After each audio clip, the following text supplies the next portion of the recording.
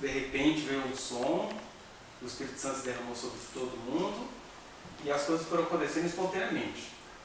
Agora, quando é uma coisa assim que a gente tem que ficar concentrado no vamos fazer para juntar, e o pior, né, vamos fazer para arrecadar, então a gente fica disputando com essa realidade, mas aquilo que Jesus falou continua valendo. Nem carne nem sangue tem o poder de fazer as pessoas se converterem aí. Então tudo aquilo que a gente vê que foi carne e sangue que fez, a gente até pode aplaudir a capacidade das pessoas de fazerem, a capacidade das pessoas de serem empreendedoras, de conseguir juntar multidões, como no Lollapalooza, como no Rock in Rio,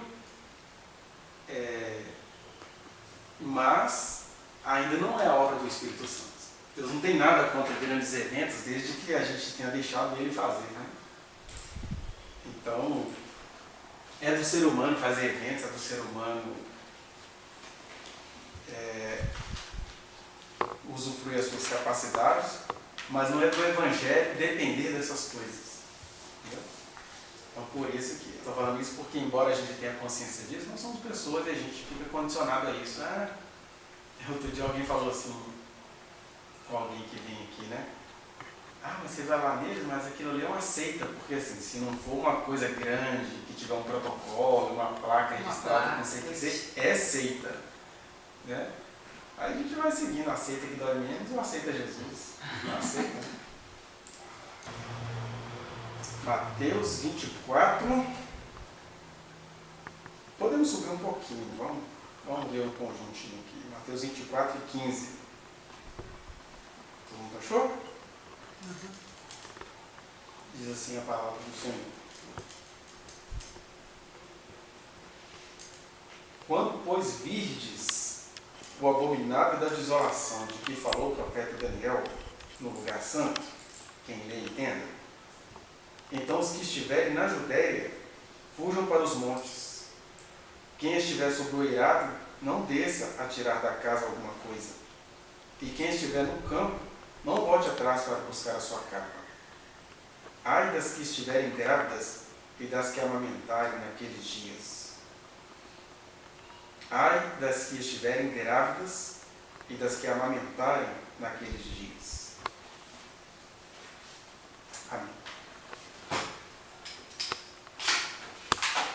Bom, esse texto é rico porque ele já nos convida a uma guerra teológica, a uma guerra de crendices, de misticismos, né? Primeiro que você tem aí duas dinâmicas do que Jesus está falando em Mateus no capítulo 24. Ele está falando sobre... Ele já estava para ser crucificado, então ele começa a falar sobre a planificação do seu reino. Como assim? Vocês vão perceber que o reino de Deus de fato está chegando quando determinadas coisas acontecerem. E aí, Deus, quando se fez homem, também foi um profeta, e ele se utilizou da linguagem profética. E o que é a linguagem profética?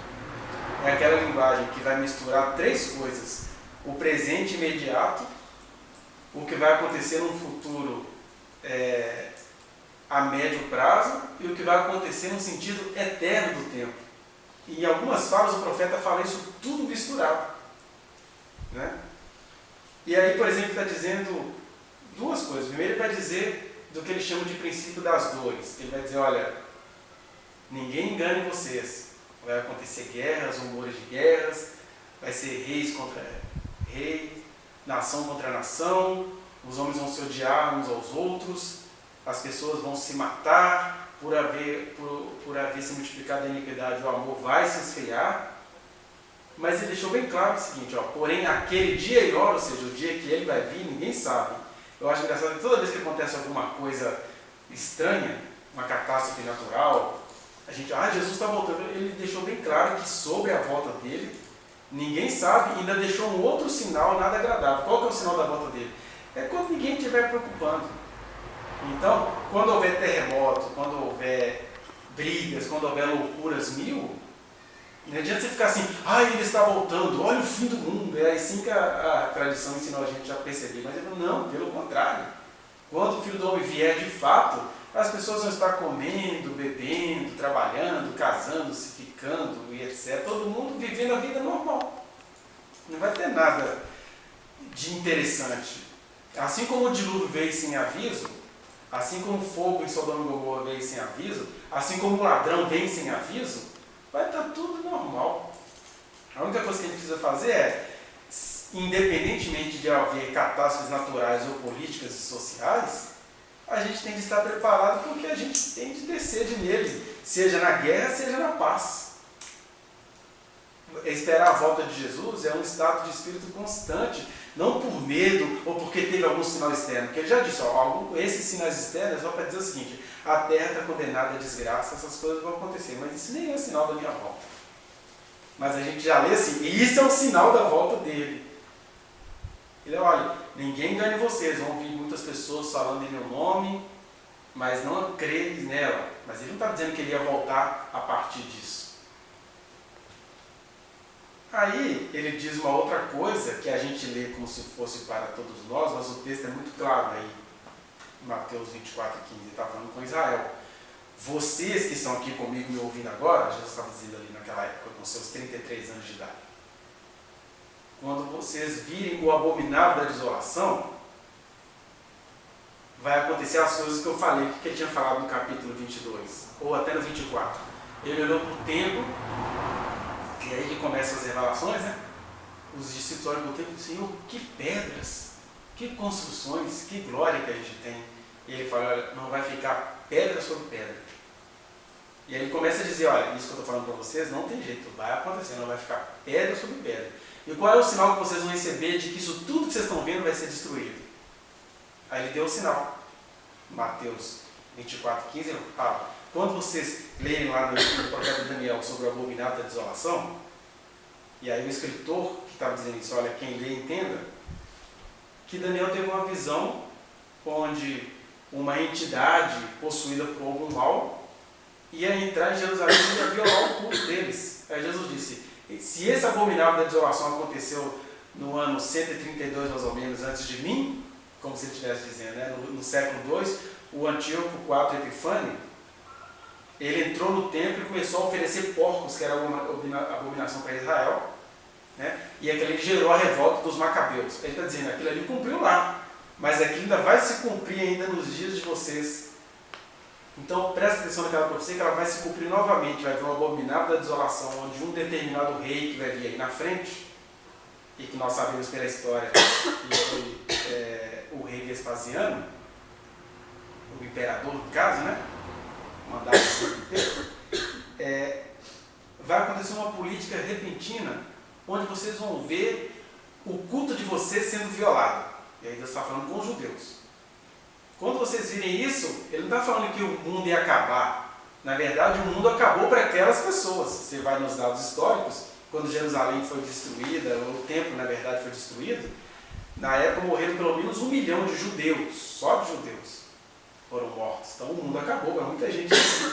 E aí, até quando ele fala que o sol vai se escurecer, que a terra vai perder o seu firmamento, as pessoas vão ficar sem chão, ele está dizendo daquelas pessoas, daquela correria. E ele começa a dar alguns sinais, né? Fala, olha, quem estiver no teto da casa, geralmente moendo uva, pisando no lagarto que cabe no teto da casa, por exemplo, não desça. Quem estiver trabalhando e deixou sua capa guardada lá como é que é o nome? No vestuário, digamos assim, não vá trocar de roupa não. Não pegue nada, porque é um momento de urgência. Jerusalém vai ser invadida, vai ser pisada pelos gentios, que no caso eram os romanos. E ele fala, em outro texto, acho que é no de Lucas, ele vai dizer que tomara que isso não aconteça no inverno, porque o inverno naquela época era muito gelo, né? E aí ele chega e diz, olha, quem estiver fazendo uma coisa, não volte atrás.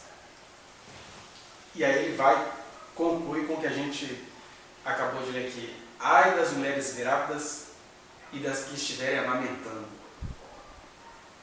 Então, essas palavras todas estavam dizendo sobre o que ia acontecer em Jerusalém, de fato aconteceu. Na verdade, Jesus morreu com 33 anos, o templo foi destruído no ano 70, precisamente no ano 70 Domini, né? Ou seja, quase 40 anos depois do que ele disse. E aí os apóstolos lembraram disso. Olha, ele falou que isso ia acontecer, eles estavam escrevendo mais para memorizar, para dar força aos judeus perseguidos. A gente lê essas coisas todas e fica esperando aquilo tudo acontecer. E essas coisas que eu li em Mateus, elas já aconteceram. Até porque agora a revelação não está mais presa aos judeus. A revelação agora tem a ver com todo o povo que conhece a Deus. Quem conhece a Deus o tempo inteiro vai ver o seu culto violado. E Deus nem disse que era para a gente se manifestar contra isso, como querem os deputados evangélicos do Brasil. Querem fazer uma lei que proíba as pessoas violarem símbolos religiosos. Isso é coisa de político. De crente não deveria se preocupar com essas coisas, porque Jesus disse, há um só Deus, um só Senhor, então não se preocupe com violação de símbolo nenhum. Todo ano, aí, seja na marcha das mulheres, na marcha no dia do orgulho gay, ou algum outro dia de algum orgulho, eles colocam aquelas fotos que um grupo mais extremista de alguma marcha feminista colocando cruz no ânus dos outros, tal, eles colocam isso na internet, né, para deixar as pessoas preocupadas, temos que acabar com isso. Jesus falaria o contrário, nem se preocupe com isso. Aliás, essas pessoas que fazem essas coisas, que estão vituperando símbolos religiosos, elas estão fazendo isso porque elas não me conhecem, não se preocupem com elas. Preocupe-se com aqueles que enriquecem com símbolos religiosos. A moral não suporta isso que eu vou falar aqui agora, mas é verdade. Um cara que se enriquece com versículos bíblicos, ele é mais abominável aos olhos de Deus do que um ateu, homossexual, feminista que no movimento ficou exasperado demais e enfiou a cruz um do outro. Deus não ficou ofendido com aquilo. A gente fica, Deus não. Porque ele olha e fala assim, Pai, perdoa-lhes porque não sabem o que fazem. De fato, eles não sabem o que eles estão fazendo. Eu lembro aquela música do Legião Urbana, Faroeste Caboclo, que o nome do sujeito lá é João de Santo Cristo. Mas a música foi feita no estilo que era para afrontar, não Cristo, mas os cristãos, os fundamentalistas da época. Então ele economiza no João e fala toda hora, o Santo Cristo era bandido, destemido do Distrito Federal, ao mesmo tempo dizendo assim, olha, Jesus como ser humano acabou se sujando na nojeira social. O que sobra para um João de Santo Cristo nordestino que conheceu a vida em Brasília? Ele vai tentando a vida, vai virando traficante, o rei da maconha, depois é derrubado por um tal de Jeremias. E aí, no final das contas, o povo declarava que João de Santo Cristo era santo porque sabia morrer. Então ele vai contando essa historinha, confrontando o fundamentalismo dos fundamentalistas. Ele não estava com nenhum problema com Jesus. Né? E a alta burguesia da cidade não acreditou na história que eles viram na TV. Então, esse tipo de reação da Legião Urbana, a Idade Média e até os manifestantes mais exaltados, isso sempre vai acontecer, e a única coisa que Jesus faz é o que ele fez no dia da morte deles. E ele não estava se referindo aos escribas e fariseus, ele estava se referindo à multidão que falava assim, coroa tantos, desce daí. Sobre esses Jesus falou, perdoe-lhes, eles não sabem o que fazem. E de fato eles não sabiam o que eles estavam fazendo mesmo. Porque muitos desses, quando conheceram Jesus, falaram, que mico que eu paguei de enfiar a cruz um do outro. Aí ele vai querer sofrer por Jesus e se sentir digno. Por isso que eu estava dizendo, para Deus, há mais esperança para quem faz isso numa manifestação. Você não precisa concordar que façam isso, mas você precisa compreender que quem faz isso não está sabendo o que está fazendo. Há mais esperança para essas pessoas do que para um pastor que faz uma campanha de R$153, onde você paga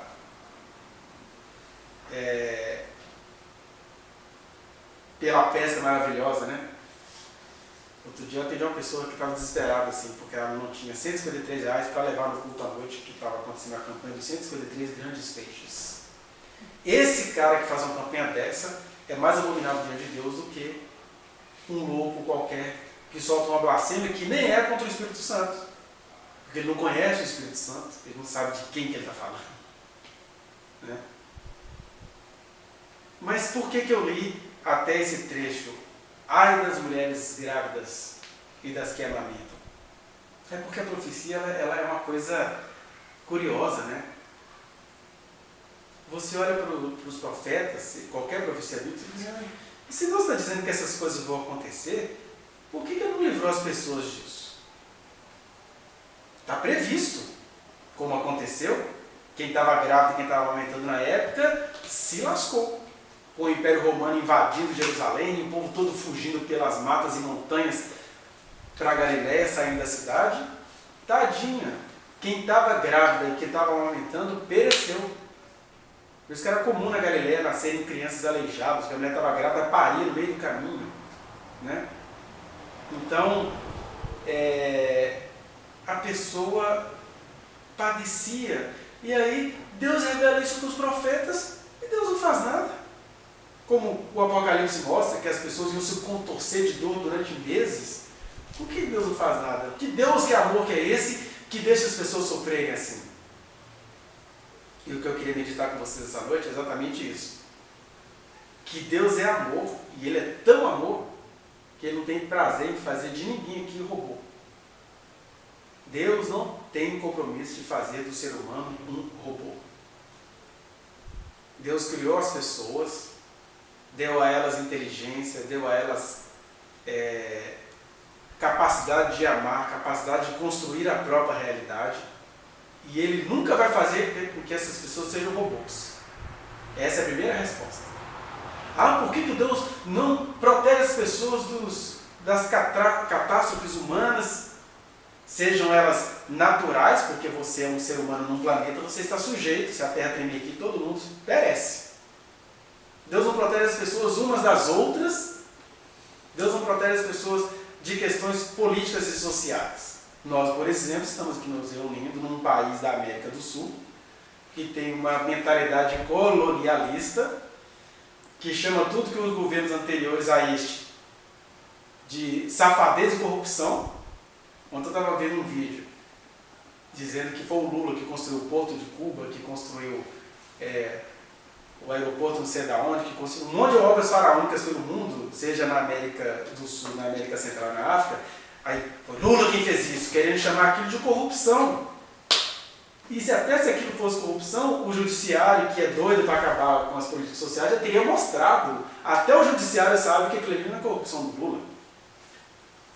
Aquilo pode ter no máximo aquela coisa assim, o Lula querendo ser o presidente das massas oprimidas, ele facilitou aquelas políticas, mas aquilo ali eram empresas que estavam fazendo aquilo. Gente que trabalhou na Odebrecht, na África, em tudo quanto é lugar, teve uma vida boa, agora está chamando o cara de corrupto. E aí você pode escolher, você prefere o que a Odebrecht fazia nesses países, ou você agora vai ficar vendendo gasolina para a Shell, que é a dona da Petrobras praticamente. Mas se é alguém que tem preocupações sociais, é corrupção. Se é agora a nossa gasolina, nosso gás aumentando todo mês, aí isso é uma política externa.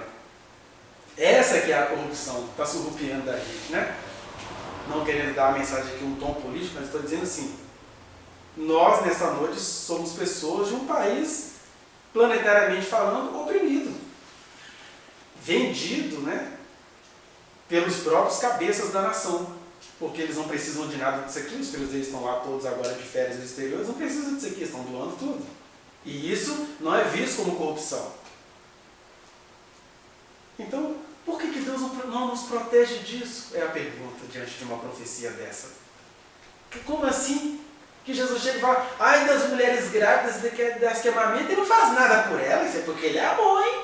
É a pergunta de um ateu revoltado, ou a pergunta de alguém que não assume a própria humanidade. O que é assumir a própria humanidade? Primeiro é isso, é entender que Deus não criou robôs. Segundo, entender que quando Deus fez a gente, Ele correu esse risco, digamos assim. A liberdade é um risco constante. Ele correu o risco de a gente fazer escolhas que são totalmente longe do amor dele. Esse mesmo Jesus que diz aí, ai das mulheres grávidas e das que estão amamentando, ele chorou sobre a cidade e falou, Jerusalém, Jerusalém, quem me dera acolher todos vocês como a galinha faz com os pintinhos e ter vocês aqui debaixo, mas vocês não quiseram. Aí entra na questão da vontade. É o risco que Deus corre tem que ter, é a vontade humana. A vontade humana é que faz a profecia, o lado ruim da profecia se cumprir. Eu estou dizendo, Deus não criou robôs, então Ele não vai vir aqui dizer para você. Até porque também Ele vai ficar entre te fazer de robô ou te fazer de barganhento. Olha, anda comigo que eu te protejo dessa. Você é grávida, vai ter que fugir de Jerusalém? Anda comigo que eu te protejo. Ele até fala isso de maneira genérica. Ele fala, se quiserdes e me ouvirdes, comereis o melhor dessa terra, não é no sentido de comer caviar, é no sentido de, numa hora dessas, contar com a proteção dele. Né? Mas a proteção dele vai vir em parte da sua vontade, ele não vai te obrigar a querer a proteção dele. Por outro lado, ele te fez ser humano responsável, está dizendo, olha, o que a humanidade tem a oferecer é isso aí. A humanidade é isso. É uns tramando contra os outros. É até quem ajuda o pobre está tramando contra esse pobre. O rico quer cada vez ficar mais rico e quer que cada vez você fique mais pobre. É isso que existe na humanidade. Só vai ter um jeito nisso. É quando houver um novo céu e uma nova terra, que aí virá uma nova mentalidade. Mas enquanto há esse céu e essa terra, é isso que espera vocês. Mas todo aquele que invocar o nome do Senhor será salvo. Mas isso tem a ver também com a liberdade de você fazer isso. Quem está falando aqui com vocês é formado em psicologia e atua como psicólogo no dia a dia. Então, lá no meu consultório, e quem vai lá sabe disso, eu lido com todo o acolhimento. Porque eu tenho consciência psicológica, tenho consciência social de que a realidade é cruel. E todo aquele que entender que precisa de amparo, vai a um psicólogo. Tem aqueles que falam assim, doidão! Não, quem é humilde, quem sabe que precisa de amparo, eu não sou psicólogo e preciso de psicólogo. Porque quem é humano precisa. Então aqueles que vão lá, tem todo o amparo, até no sentido da responsabilização de dizer o seguinte, às vezes você nem pode mudar a realidade, mas você é responsável por saber o que é que você vai fazer com isso que você não pode mudar. Tem muita coisa externa que você não pode mudar, mas você pode ir sendo a mudança nisso, mas isso não é tão filosófico assim não, porque essa parte é questão de filosofia. Não posso escolher a realidade na qual eu estou, mas eu tenho o poder de me mudar nela. O problema é que, se a filosofia diz isso, a psicologia vai te ensinar outra coisa, que você às vezes vai mudar, nem às vezes refletindo tanto filosoficamente. É em vivendo, vivenciando as coisas, você vai se entendendo. Né? Por isso que dentro de uma psicologia não cabe moralismos. Você tem que perdoar sua mãe. Você tem que perdoar seu pai. Isso não é uma coisa que a gente vai procurar na terapia. Isso é uma coisa para um outro lugar. Aqui, por exemplo, a gente pode falar de perdão. Agora, uma filha que apanhou da mãe justamente a infância inteira, eu vou lá no meu consultório falar sobre perdão com ela. Tem uma outra questão envolvendo ali. Que é a estrutura psicológica dela que foi formada todinha no meio de um monte de surra que ela nunca entendeu o porquê. Eu vou chegar, não, perdoa sua mãe, depois você volta aqui na próxima sessão.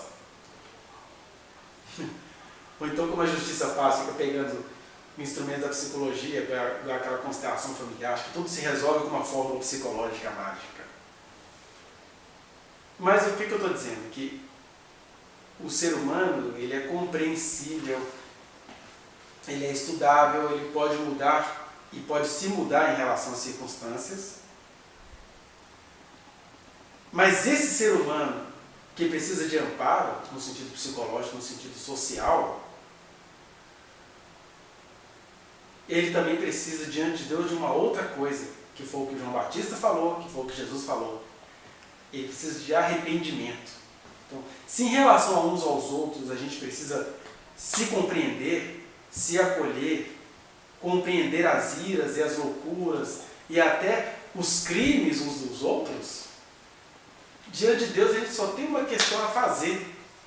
Mesmo que Deus nos compreenda, Ele quer que a gente se enxergue. Em que sentido? Ele quer que a gente se arrependa, porque em relação a Deus nós só temos um problema, nós somos pecado.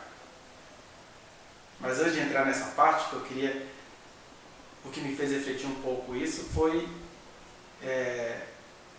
ainda falando aí desses reflexos, né, do julgamento do Lula, né?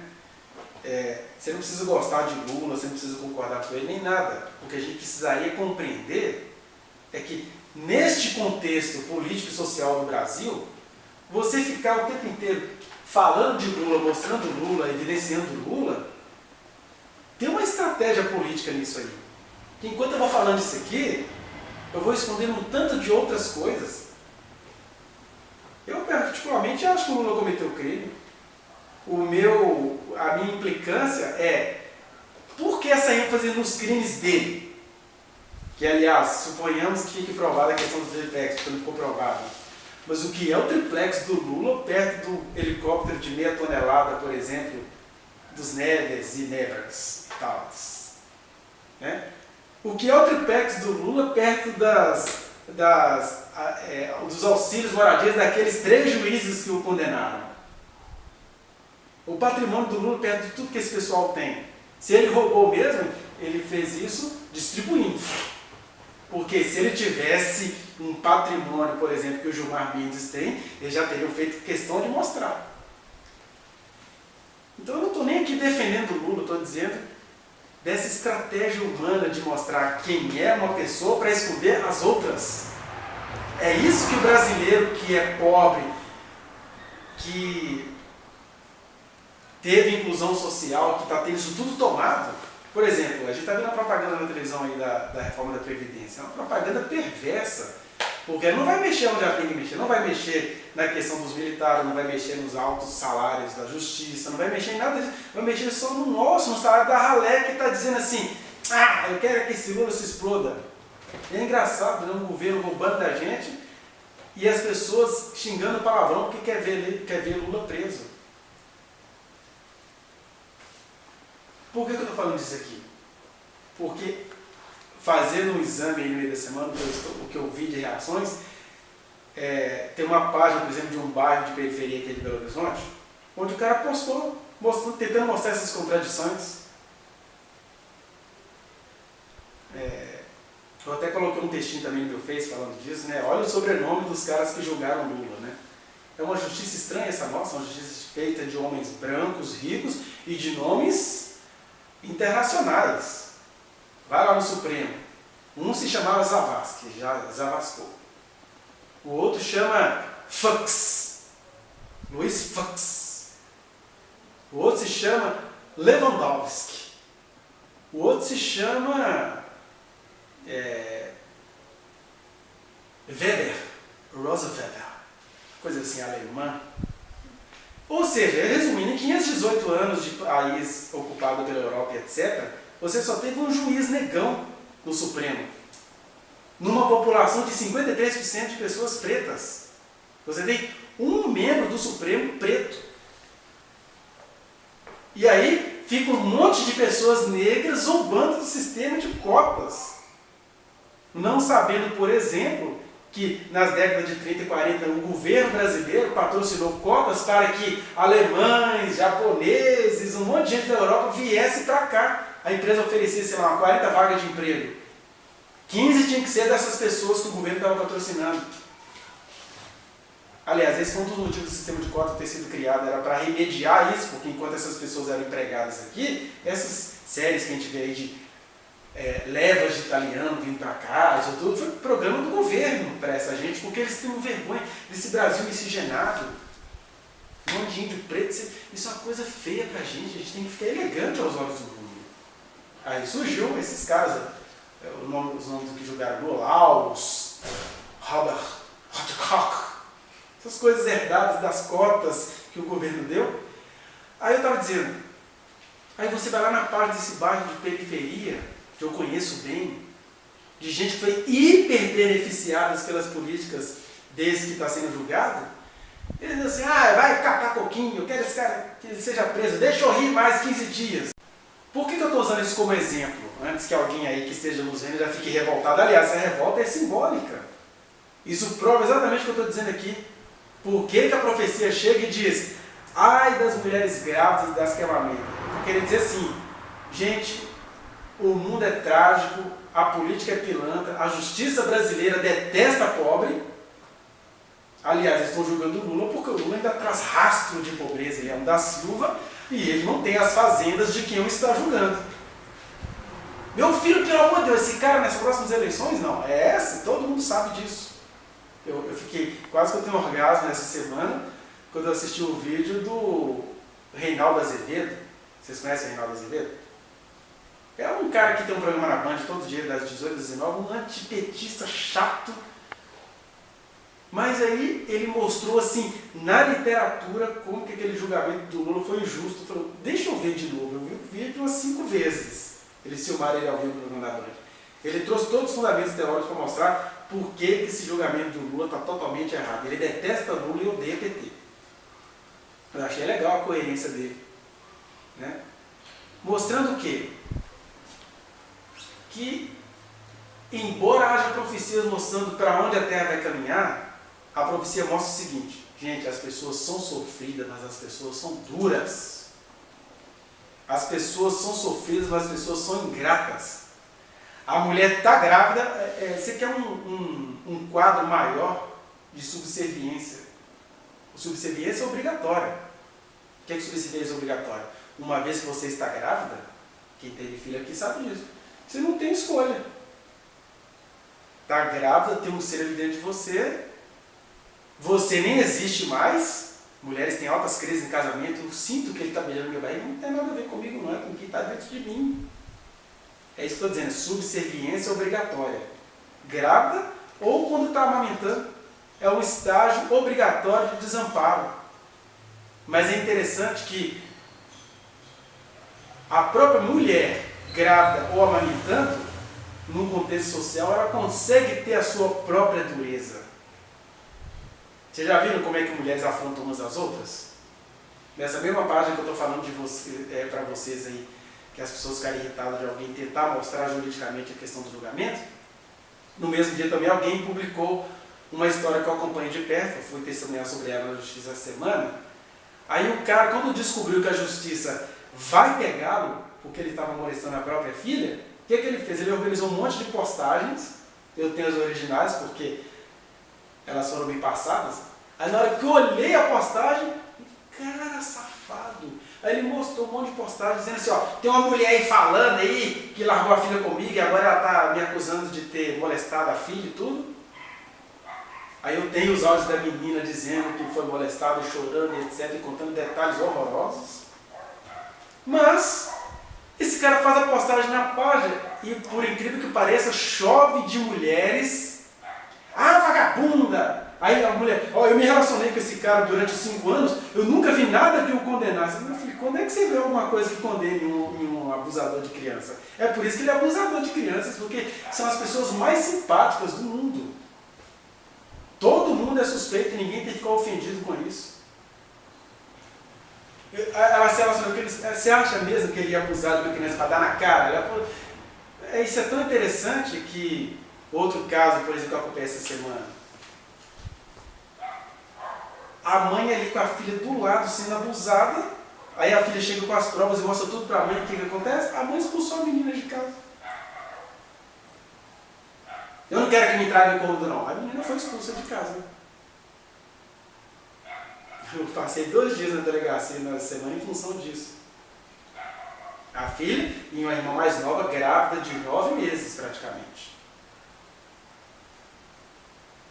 Por isso que na profecia está escrito, e aqui eu não estou falando do ponto de vista psicológico e social, você tem uma cultura machista, ela é tão machista que faz as mulheres umas duvidarem das outras, e isso quando vai para o consultório é totalmente amparado e compreendido, mas eu estou falando aqui da profecia. Quando a coisa é falada em profecia, ela está indo não nas suas questões psicológicas, está indo nas suas questões espirituais. Eu estou dizendo assim, olha gente, todo mundo aqui sofre, mas todo mundo aqui tem um problema sério com Deus. Vocês são duros. O que eu conheço de mulheres que estão amamentando, mas que, vagabunda, falando isso do seu marido, é isso.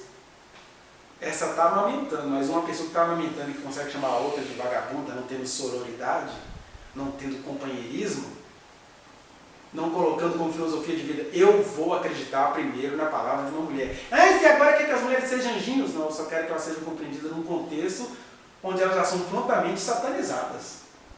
A gente veio de uma cultura onde mulheres eram queimadas na Idade Média porque sorriram. Deu uma gargalhada mais alta que a outra e ia para a fogueira. A gente é herdeiro dessa cultura, então tem que colocar isso. Mas é aquele tanto de gente defendendo, né, a manutenção disso, porque isso é do interesse de muita gente.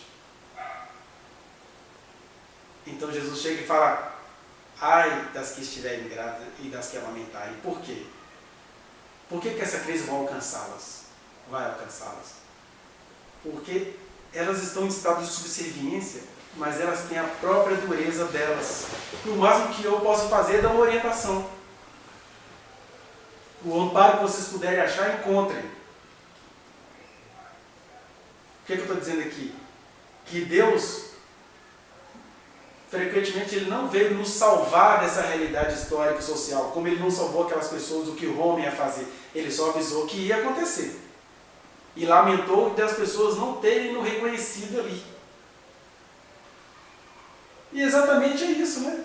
A gente faz profecias ruins se cumprirem por causa da nossa dureza. Porque Deus fala para aquele povo: eu queria abraçar vocês. Não! Solta Barrabás e crucifica esse cara lá. Como diz o sábio juiz lá, se está na cruz, alguma coisa fez por onde? Vocês viram lá na sentença? Você está sendo julgado por crime e porque algum crime cometeu. Nossa, que coisa profunda, né? Filosófica. Um juiz falar. E Jesus arreganhado, falando: eu não fiz nada. Falou com as mulheres, filhas de Jerusalém, sempre avisando as oprimidas, né? Não chorem por mim, filhas de Jerusalém.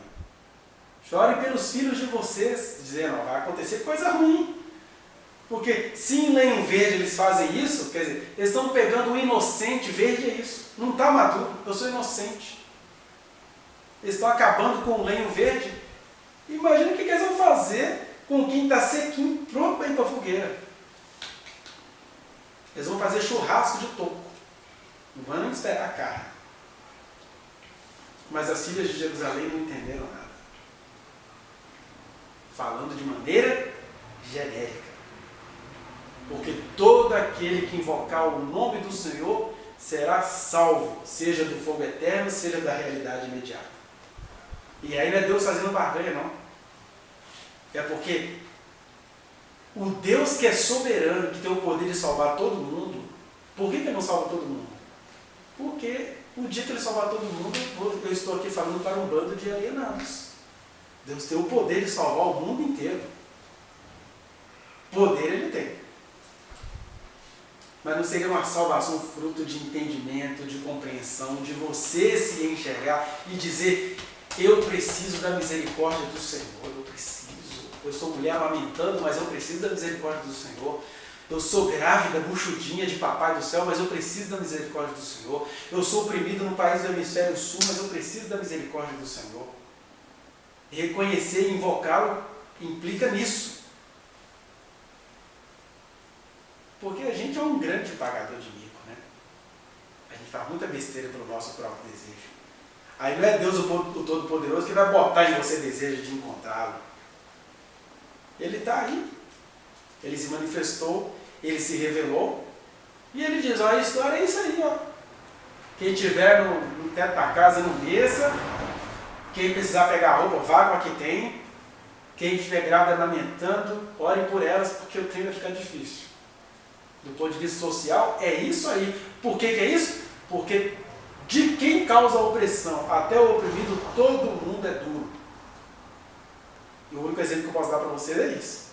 Do juiz Laus até o pobretão que recebeu o programa do governo passado para sair daquilo ali, são todos duros. E olha, quanto mais você tenta mostrar a verdade, mais duros ficam. Eu não resisti às injustiças, falei: olha, todo mundo que está falando dessas injustiças aí, com certeza é mais corrupto do que ele. Por isso até que precisa falar, porque eu preciso me esconder. Vocês não viram aí, por exemplo, o governo criou um programa de cota nas universidades. Aí no ano passado tinham pelo menos 4 loirinhos se passando por negros na medicina da UFMG. Porque é gente dura, e é gente que foi lá fazer manifestação. Né? Mas dentro dos próprios que militam também pela causa social, tem os seus duros. Por exemplo, o tal dos esquerdomachos, que é homem que luta pela igualdade social, mas não pode ver uma fêmea que quer pegar. Então, é olhando para essas dinâmicas que na vida em sociedade não há como mudar, só há o que constatar. Ai das mulheres grávidas e das que amamentam. Agora, tem uma salvação aí. Que, aliás, quando o templo de Jerusalém foi invadido e as mulheres grávidas que amamentavam tiveram que ir fugindo, eu tenho parentes, um monte de gente boa que sofrem, padeceram vida fora, mas são duras. Mulheres grávidas que foram amparadas por Deus, que tiveram seus filhos amparados por Deus, elas não conseguem enxergar o amparo de Deus e começam a julgar a outra. Aí eu comecei muito cedo, né? Isso aí é vagabundagem mesmo. Ah, na hora de fazer virou o olho, né? São as grávidas e as que amamentam falam isso das outras. É disso que a profecia está falando. Mas apesar disso, o que aconteceu quando Jerusalém foi invadido, o templo foi destruído no ano 70 a Domini? Muitas grávidas e que amamentavam, que já tinham reconhecido aquele ressuscitado dentre os mortos, estavam longe de Jerusalém. Estavam em Judéia, Samaria, confins da terra, pregando o Evangelho. Porque todo que invocar o nome do Senhor será salvo. Mas o que eu queria chamar a atenção de vocês essa noite é que a gente precisa se arrepender. Porque a salvação é um mistério. Não quer dizer que as grávidas e as que estavam amamentando, que foram vítimas de Roma, morreram e foram para o inferno. De repente foi o único jeito delas serem salvas por ali, no meio daquela multidão. Como agora tem muita gente fugindo de Alepo, de tantos lugares do mundo, da loucura, da fome e da guerra. Tem muita gente sendo salva por Deus nesse meio. Deus só está dizendo o seguinte: do ponto de vista social é isso, é fuga, é fome, peste, terremoto, é Samarco não sendo punida e Lula sendo julgado, é febre amarela se alastrando porque a Samarco não foi punida e ninguém vai ser punido por isso. É assim. Agora, muitos que morreram de febre amarela já foram salvos. Porque a salvação é um mistério. Agora, aos vivos, aos que ficarem, continua a mensagem do arrependimento consciente, que é isso: você não precisa cumprir essa profecia na sua vida. Você não precisa se encontrar com Deus no meio da tragédia. Como é que eu não me encontro com Deus por meio da tragédia? É por meio do arrependimento, é dizer: cara, eu sou duro.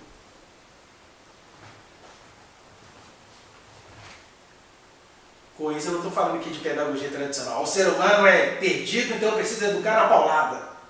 Eu estou falando aqui de espiritualidade. É o que eu estava dizendo. No meu consultório as pessoas são acolhidas. Pedagogo não deve ser tradicional. Agora, diante de Deus, não tem meia linguagem. Diante de Deus a gente precisa se enxergar. Quando a gente se enxerga diante de Deus, a gente começa a querer amparar todo mundo. Você pode não mudar a política, mas você, por se saber diante de Deus, por saber das suas durezas, então você vira a Madre Teresa de Calcutá. Você vira um São Francisco de Assis. Porque você ama a criação. A gente brinca com esses caras: São Francisco é amigo dos animais. Meu filho, quem entendeu o amor de Deus vai amar tudo. E vai entender que Deus está presente até no concreto, onde há átomos, no núcleo dos quais há movimento e energia. Você vai amar tudo. Você não vai virar um panteísta adorando coisas, mas você vai amar tudo. Porque tudo nele subsiste, diz o apóstolo Paulo. Aí você vai ser rigoroso com você mesmo e vai conseguir compreender esses meandros, por exemplo, e vai se solidarizar com as pessoas que lutam por aquilo que é justo, neste país, no caso. Mas enquanto não for assim, enquanto as pessoas não se enxergarem, sejam elas morando no Mangabeira, sejam elas morando nos cantos de Belo Horizonte, sei lá, Castanheira, a mensagem é uma só. Se todos igualmente não se arrependerem, todos perecereis. De maneira que o Evangelho, a boa nova que eu posso trazer para vocês nessa noite, é isso. A gente precisa se enxergar. A gente precisa arrepender. A gente precisa se admitir diante de Deus. E dizer que o único milagre que pode acontecer na minha vida é eu, entendendo quem sou, deixar Ele me habitar, me batizar com o seu Espírito, para que eu seja um rio de água viva jorrando na sociedade onde eu estou.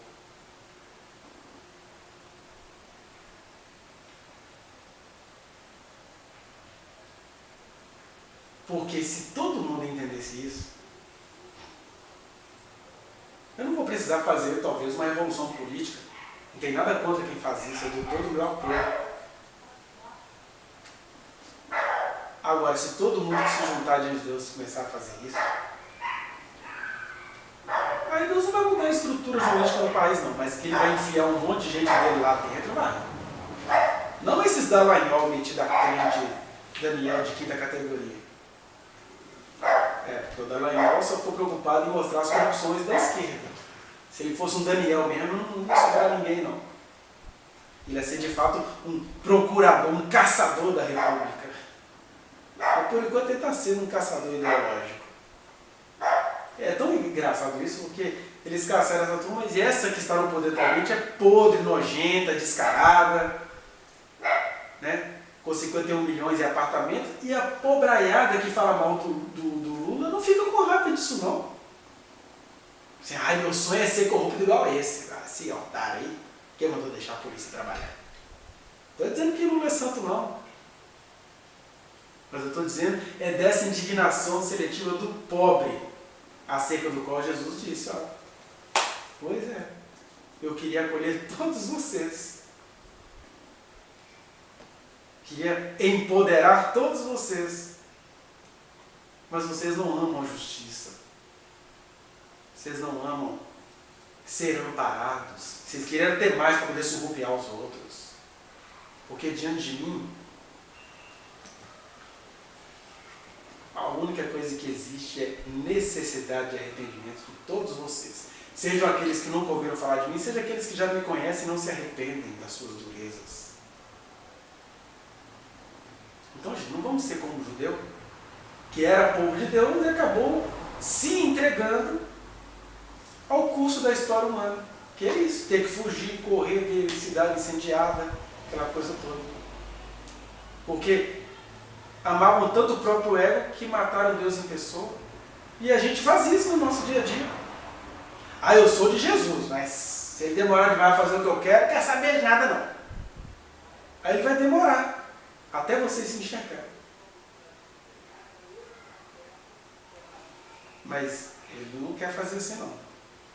Ele quer que você se enxergue e seja livrado disso. Apesar da profecia ter se cumprido, muitos outros foram livrados disso.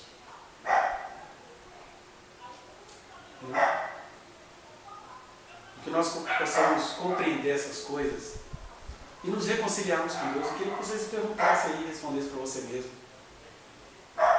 Em que você tem sido duro? Em que aspecto você acha que o Espírito que te habita está pensando assim, puxa, eu moro nele, eu moro nela, mas ele não abre a porteira do coração para mim e vai ter que passar por essas coisas, que parece que é o único caminho pelo qual vai se arrepender. Qual é o aspecto da sua vida que você acha que Deus está triste? Por isso que as Escrituras falam que o Espírito Santo ele se entristece. porque Ele habita em você, mas você vai se tornando um templo de Jerusalém. Olha que coisa mais contraditória. Um templo de Jerusalém que foi feito para cultuar a Deus se tornou um símbolo de dureza. Bonito, belo, mas acerca do qual Jesus falou assim, não vai ficar pedra sobre pedra, porque essa é a única salvação de vocês, que não fique pedra sobre pedra. Então que a gente comece essa semana se perguntando. E também se sensibilizando, Senhor, eu não quero ser esse templo de vaidades e de dureza diante do Senhor. Também não preciso de imperador romano nenhum passando sobre a minha vida. Eu só quero ser contrito, abatido de espírito, no sentido de reconhecer quem eu sou, mas também alegre de esperança de saber que eu já sou outra coisa em Ti.